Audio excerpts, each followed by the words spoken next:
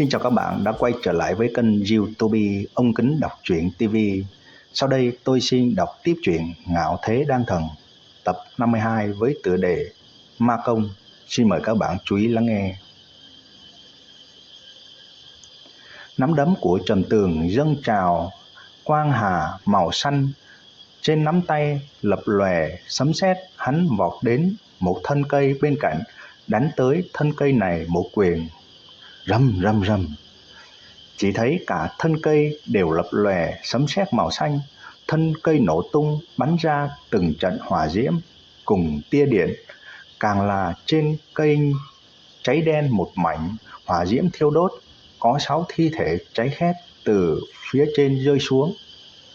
Trầm Tường từ trong bao trữ vật lấy ra một thiết đao cực lớn, đột nhiên nhảy một cái, trong chớp mắt liền bay lượn đến trên một cây đại thụ cách mấy chục trượng.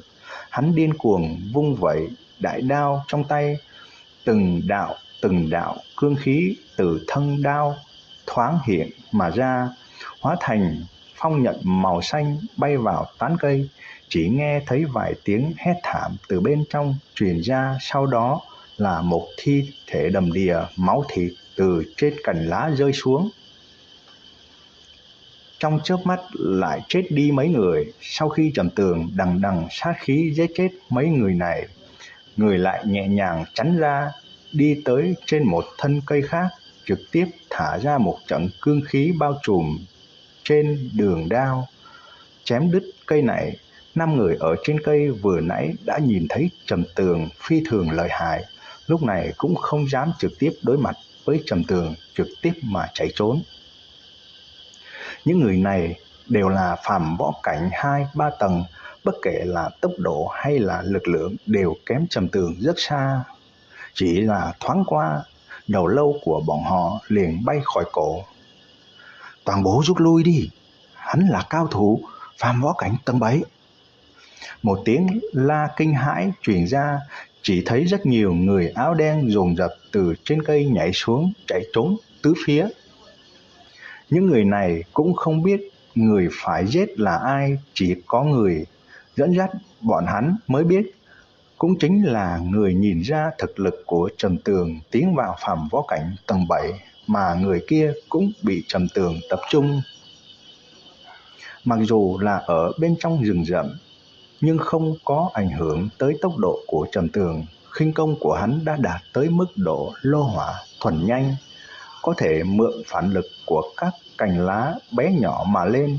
Chỉ là mấy cái bay liệng, đao của hắn đã đâm vào bên trong thân thể tên đầu lĩnh kia, nhưng không có giết chết người kia, mà là dùng pháp môn Bạch U đã dạy hắn mê hoặc tâm thần của tên đầu lĩnh kia.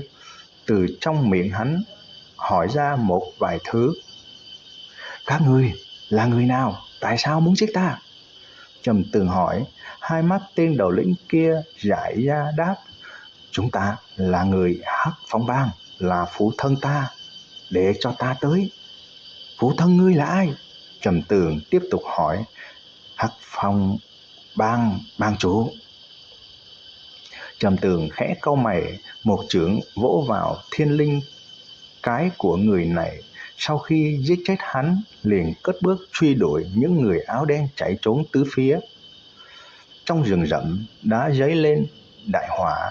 Đây là Trầm Tường cố ý nhen lửa, chỉ cần hắn dụng thần thức bắt được người ở bốn phía, hắn liền quay về phương hướng kia, nổ ra một quyền, thả ra vô số chu tước cương khí, hóa thành hỏa diễm, mỗi lần đều có thể giết chết mấy người. Những phàm võ cảnh tầng 3 này ở trong mắt hắn liền nhỏ yếu giống như giun dế, căn bản không đỡ nổi một đòn, huống chi là đang trong biển lửa.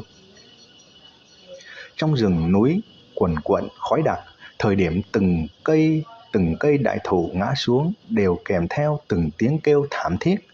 Lúc này trong rừng núi tựa như một địa ngục nóng bức, mà Trầm Tường là thống trị trong địa ngục này.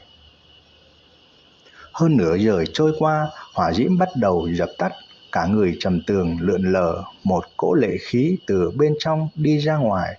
Hơn 300 người không có một cái có thể may mắn thoát khỏi, toàn bộ chết ở trong tay của hắn. Này làm cho Bạch Hổ thần công của hắn tinh tiến rất nhiều. Thân thể Trầm Tường từng rèn luyện qua ở trong Tiên Ma Đàm đã đặt xuống trụ cột tu luyện tiên ma thân thể vững chắc, thân thể cường hãn đến mức đáng sợ. Nắm giữ một bộ thân thể cường hãn liền có thể tu luyện ra chân khí càng cường hãn hơn. Hắc Phong Bang, chờ Vương thành võ đạo đại hội qua đi, ta lại đi tìm các ngươi để tính sổ. Ta nhất định phải trả ra là ai sai khiến các ngươi. Trầm Tường cẩn thận thu trường đao dính đầy máu tươi kia, vận chuyển Thái Cực thần công thu cỗ sát khí kia lại, sau đó trở về Vương thành. Trạng vạng, Trầm Tường trở về Đan Vương Các, nhưng thấy Trầm Thiên Hổ ở chỗ này, điều này làm cho hắn kinh ngạc không thôi. Cha, tại sao cha lại ở chỗ này? Sắc mặt người rất kém. Đến cùng đã xảy ra chuyện gì? Trầm Tường vội vàng bước qua, nắm chặt tay Trầm Thiên Hổ, thả ra thần thức, kiểm tra thương thế hắn. Chỉ thấy đan điền của Trầm Thiên Hổ đã vỡ tan, nhưng thương thế đã ổn định được, hiện tại đang chậm rãi khôi phục. Tuy rằng trên mặt Trầm Tường không chút biểu tình, nhưng cỗ sát khí ý trên người đã cảm hóa Trầm Thiên Hổ. Lúc này Mạnh Bá cùng Trầm Lộc Tông cũng đi ra, bọn họ cảm nhận được cỗ sát khí nồng nặc này cũng không khỏi cả kinh. Đây cũng là muốn giết không ít người mới có thể ngưng tụ ra. Bọn họ khó có thể tưởng tượng Trầm Tường tuổi còn trẻ đã có sát khí dọa người như vậy. Cha, là ai đã thương ngươi cha? Trầm Tường chậm lạnh hỏi.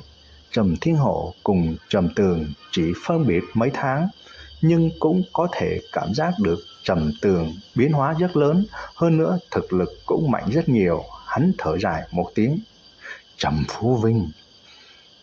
Trầm Phú Vinh chính là Trầm gia nguyên lão, là từ trong môn phái võ đạo đến chiêu nạp đệ tử. Sau khi nghe được cái tên này, Trầm Tường liền biết là nguyên nhân gì.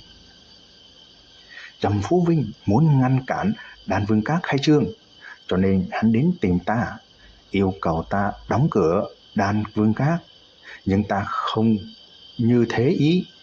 Sau đó hắn liền lấy cớ cái lời hắn đã thương ta, thực lực ta không bằng hắn rồi. Trầm Thiên Hổ giận dữ nói.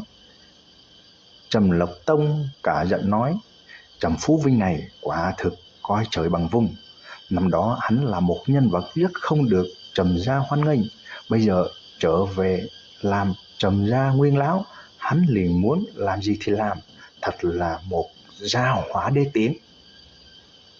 Trầm Phú Vinh chính là từ những môn phái võ đạo này trở về, thực lực chí ít ở phàm võ cảnh 9 tầng, không phải Trầm Tường bây giờ có thể đối phó được với hắn. Trầm Tường nắm chặt nắm đấm, hắn xin thề nhất định phải làm cho Trầm Phú Vinh trả giá thật nhiều. Tuy rằng Trầm Tường phẫn nộ không có lộ ra ở trên mặt biểu, nhưng Trầm Thiên Hổ, Trầm Lập Tông, Mạnh Bá đều có thể rõ ràng cảm nhận được cỗ tức giận ngập trời này của Trầm Tường. Cỗ tức giận này còn kèm theo sát khí khiến lòng người lạnh run. Thương thế của phụ thân ngươi đã ổn định được, ngươi không cần phải lo lắng. Mạnh Bá nói. Lúc này hắn cũng biết Trầm Tường bất phàm, biết Trầm Tường sau này tuyệt đối không thể lưu lại bên trong thế tục này, mà sẽ đi những đại môn phái kia phát triển. Trầm Tường gật đầu. Đa tạ Mạnh lão. Mọi người trước tiên chuẩn bị một chút đi, khả năng Đan Vương Các sẽ ở mấy ngày nữa khai trương. Càng có người ngăn cản, ta lại càng muốn khai trương. Các bạn vừa nghe xong truyện Ngạo Thế Đan Thần tập 52 với tựa đề Ma Công. Ở video tiếp theo tôi xin đọc tiếp truyện Ngạo Thế Đan Thần tập 53 với tựa đề Lễ vật đặc biệt. Xin mời các bạn chú ý lắng nghe. Xin chào và hẹn gặp lại các bạn.